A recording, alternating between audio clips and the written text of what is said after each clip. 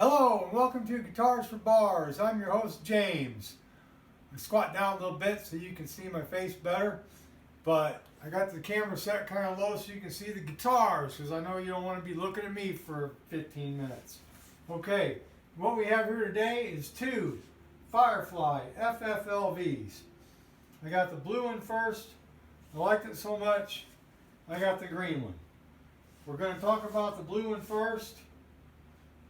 Is in ready to go condition straight out of the box. The green one needs a little bit of touch up here and there, and we'll go over that later. Alright, I'm going to cover some things on these. They're questions that I always have when I watch other videos. I'm sure you've probably watched all the other videos about the V's if you're thinking about getting one, and I got questions I like to have answered and they're not getting answered, so I'm going to try to answer those questions for you today. So I'm not going to spend a bunch of time going over all the specs. You've seen that in all the other videos. I want to hit on the main points about these and play them a little bit. Number one, no neck dive. I mean, that is awesome. For the cost of this guitar compared to the cost of ones that you can pay 3 or 4 times as much for and have your neck do this crap to you all the time, this is awesome. Alright, that's one of the main things that concern me about getting any guitar at all, no matter Flying V or any style, is the neck dive. Is it going to stay put, or am I going to have to hold it up while I'm trying to play solos? And this one, no problem. Alright, the action on this one's pretty decent. There's a little bit of room, I don't know if you can see it, but there's a little bit of room for adjustment if it needs to go down a little bit. That LTD V50 I've got, that's sitting all the way down and it still needs to go down. So we're going to work on that when we get to that guitar. The pickups, they sound loud and punchy. These don't have any hiss, they don't have any buzz. And there's no microphonic feedback. I turned my crate up pretty high, and I'll do that again for the video, and no problems at all with feedback. So the question I have, number one, these guitars, are they gig ready right out of the box? Can you get this thing one day and then take it that night to a bar and play it? And this one, yes, I'm going to say this one is good to go. I haven't done anything to it except tuned it up. Haven't changed the strings, haven't changed the tuners, anything. And I've had this about a year. So I got to make sure it's in tune when we play it today, but it's in pretty close. So this is nothing wrong with this. For just over 200 bucks, this is a gig ready guitar. Okay, now you've probably noticed, maybe not, but I'll point it out anyway. This bottom wing is a little smaller than the top wing, and it's got a little bit of a cutaway there. It's just the top connects there at that fret, and this one connects 2 frets lower. This and the headstock 2 are basically what you got with a Schecter. If you look at the Schecter guitar, this is pretty much modeled after one of those. The neck, everybody talks about the neck a lot on these. The frets, you know, have the ball ends. They're nice and rounded off. Stainless steel. Man, you can't beat that for the price. The neck itself, what kind of surprised me is it's a little wider. It feels wider than like a Gibson or some of the other guitars. It's real comfortable. It's kind of feels like the LTD guitars a little bit. It's a little thicker. It's not real thick. It's not like the baseball bat neck that I got on the Electra Skull Rock guitar. that thing is really thick. This is just right. It's comfortable. Not too thick, not too thin. I've got a Jackson Warrior where the neck is so thin on it, it's like, good grief, it's kind of weird to play when you're used to playing a standard style neck. So that's always a big question. This one's got the volute, which is good. You don't want to break your neck off, and that helps you keep from doing that. And the other thing that really got me on these is this, the heel, where it's the neck attached. There is no, it's sculpted. I mean, it's perfect. It's like a guitar that costs $1,000 to $1,400. You're not going to get that on an economy guitar. Usually, I mean, it's perfect. It's smooth. It's comfortable. The strap button's in the right place. The strap button, by the way, is really big. Not like my Deans. They have little bitty ones where I'm always worried about the strap coming off. So I'm usually holding on to the neck to make sure it stays put. This one, I've got some straps I can't even get on it because the button's so big. So those are the good extra large strap buttons. Okay, that's a lot of the details that I wanted to go over that make it, you know, worth buying. Because even if the electronics were absolute crap in it and the hardware was awful, it's kind of dusty, you can replace the hardware, you can replace the electronics. Potentiometers don't cost that much. You can get plenty of pickups that are really good that are way less than $100. And tuners, you know, I'm gonna maybe put locking tuners on this if I can. The headstock is a little on the thicker side, so you got to make sure that you get locking tuners, or any tuners if you want to replace these, that have a long enough post and screw thing to fit a headstock that's a little bit thicker, because I know a lot of the locking tuners, they got to go on a little bit thinner headstock. So I've got some Grovers and some Planet Waves. I don't think the Planet Waves will fit. They're what I've got on the Skull Rock guitar, and that headstock is a little bit thinner, so I'm not sure if they're going to fit. I got some Grovers I'm going to try, and if they don't work, maybe I'll try some hip shots. I'll find something. I'm sure somebody makes some that are going to fit. Okay, so let's plug this in and play a little bit and let you see what it sounds like, and then we'll talk about the green one. Yeah, one other thing about this, the plug is down here. And this is in a good spot. I like that because I always put my cord through my strap, because I have a really bad tendency to step on my cord, and I've actually broke the tip off of a cord one time, of the plug, when I stepped on it. So I always put my strap, or my cord, through the strap now. And also, I'm sorry to bring this up, folks, but a lot of people complain that this is in the way if you sit down and play your V.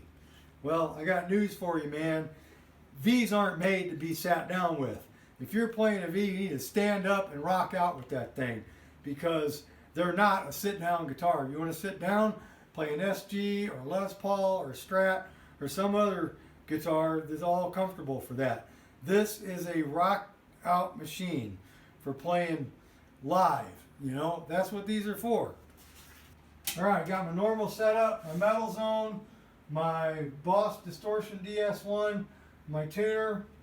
I'm going to do a video pretty soon that's got a couple more distortions. We're going to try them out, all of them, see which one works best with this equipment. I'm waiting for my boss to loan me a big muff to throw in the mix. So here's what it sounds like clean. Probably heard this on other channels. I'm going to turn my amp up a little bit because you probably haven't heard that.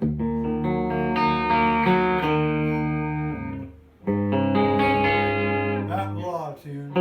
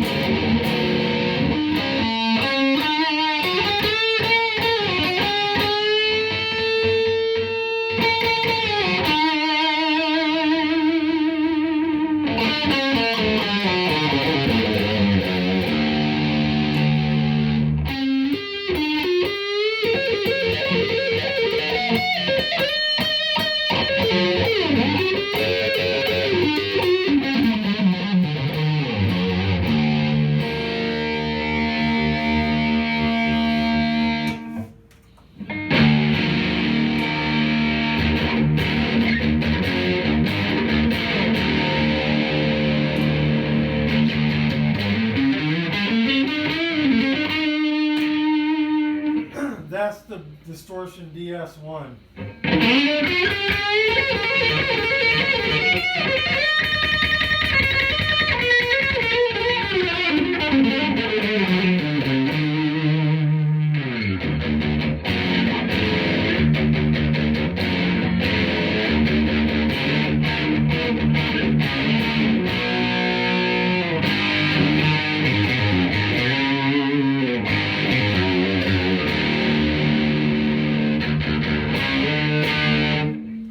Okay, you get the general idea. This thing is turning up a little bit more just so you can hear. I'm up pretty far. I'm at like 2 o'clock, a little past 2 o'clock on the gain and the level on that crate. So it's pretty loud. Here's my voice. So that's way louder than me. So here it is with the metal zone.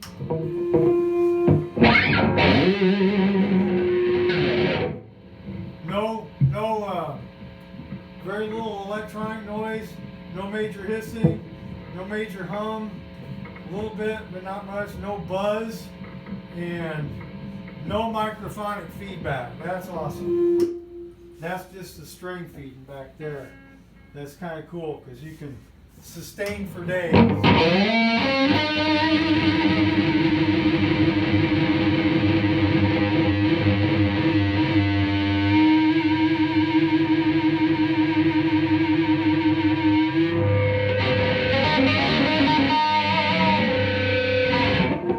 You get the idea there. That thing sustains all by itself. You don't need a sustainiac with that thing. I like pickups like that, guitars. Sometimes you get that with cheap guitars when you don't get it with expensive ones. Yeah, I've had a few like that. Expensive guitars with no sustain whatsoever. They just die. You hit the note and it just dies. It's like, okay, that ain't no good. So I know there's one guy on YouTube that talks about tone woods, how they don't matter, but they matter is if your guitar doesn't have any sustain because of the wood that it's made out of, that kind of matters just a little bit. Okay, this one, I'll plug it in just so you can hear the difference. Like I said, we're going to go over this one too. Okay, now I got the same volume cranked up. It's on the treble pickup. Okay, this one's got a buzz. That is with the distortion pedals off. You can hear that. So I got a loose ground somewhere, or just a cheap electronic. Something's bad in there. I'm going to track that down and fix it. So if I wanted to take this to a gig, I darn sure better bring a noise gate too, because that's unacceptable. It sounds okay.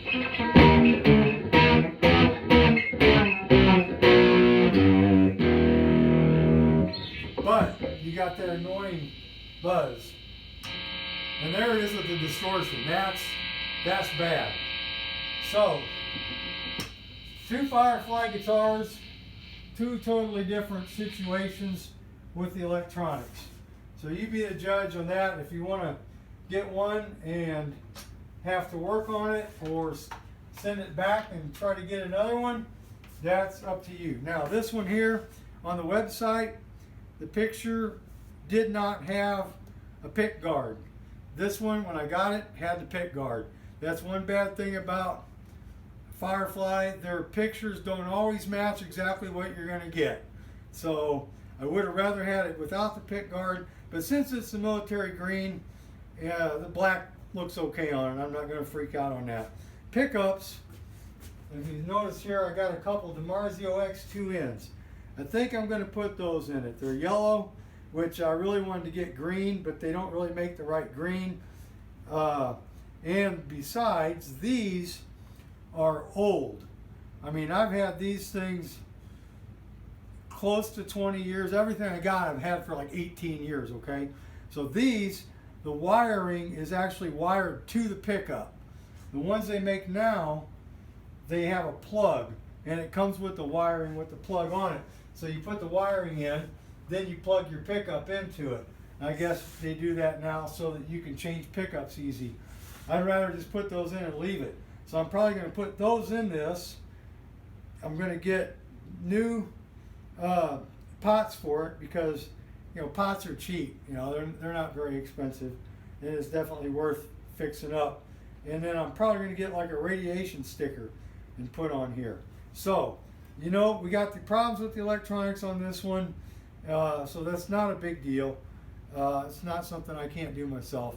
Otherwise, it's the same. You got the nice neck that's thick but not too thick, but not too thin. You got the cheap Chinese tuners, which hopefully I can replace with locking tuners. I don't know if I'll replace them on the blue one, but I'm going to replace them on this because this one's going to get totally upgraded. And then you can get a better shot of the heel right there.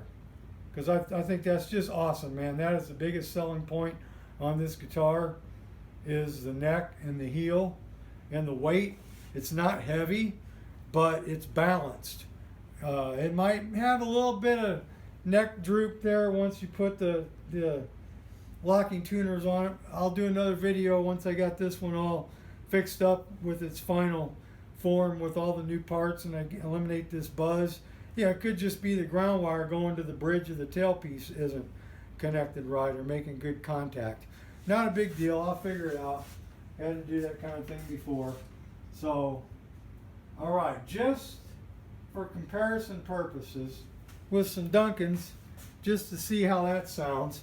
This one's got the Stag Mag, which I love the Stag Mag. It is so underrated. Nobody knows about this pickup. It's loud, it's crispy, and then I've got the bridge position Screaming Demon in the neck. And I'm sorry, but the Screaming Demon does not scream, and it's not very demonic. It's lame. It's got a lot of mids, and it doesn't have a lot of power. And as far as I had it in the lead position in another guitar, and I had this one in the neck position, and man, this thing just blew it away even in the neck. So I switched them, and this is a much better balance. The Screaming Demon bridge position pickup works great in the neck.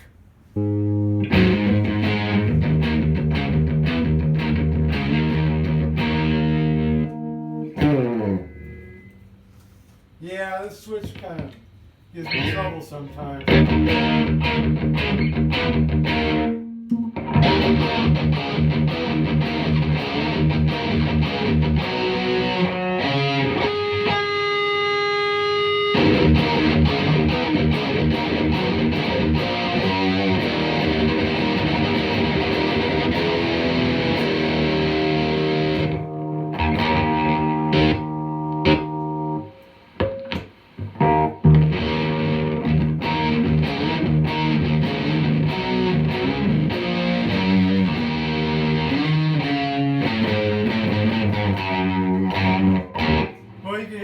Got some problems I need to work on. Anyway, you got to hear the pickups. That's the main thing. The Seymour Duncan, the Screaming Demon, was real kind of bassy in that position, and this one is really bright and crispy.